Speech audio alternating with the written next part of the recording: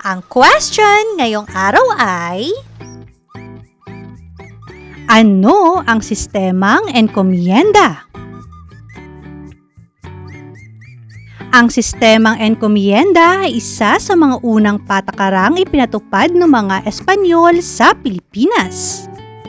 Ang salitang enkomienda ay mula sa Espanyol na encomendar, na nangangahulugang ipagkatiwala.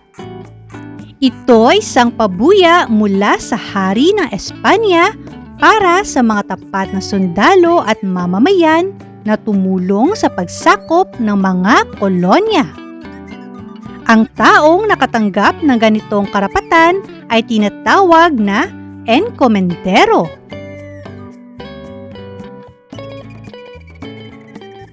Bilang encomendero, may mga tungkulin siyang dapat gampanan sa mga Pilipinong nasa ilalim ng kanyang sakop.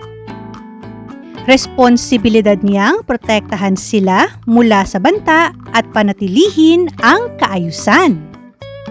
Pinakamahalaga, tungkulin niyang ituro ang relihiyong Kristyanismo at gabayan sila sa mga turo ng simbahang Katolika.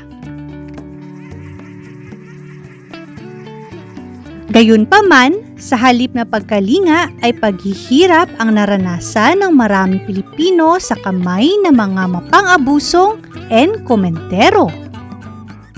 Kapalit ng proteksyon at edukasyong espiritual, ang mga katutubo ay sa pilitang nagbabayad ng tributo o buwis na maaring sa anyo ng ginto, ani tulad ng palay o pagtatrabaho.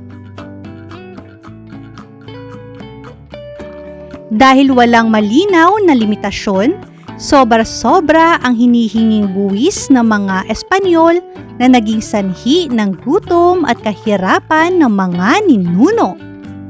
Sa kalaunan, dahil sa pang-aabuso at mga reklamo ng mga prayle tungkol sa maling pagtrato, unti-unting binuwag ang sistema at pinalitan ng sistemang panlalawigan. Ito ay nagpapaalala kung paano ginamit ang kapangyarihan upang kontrolin ang yaman at kalayaan ng bansa noong panahon ng kolonyalismo.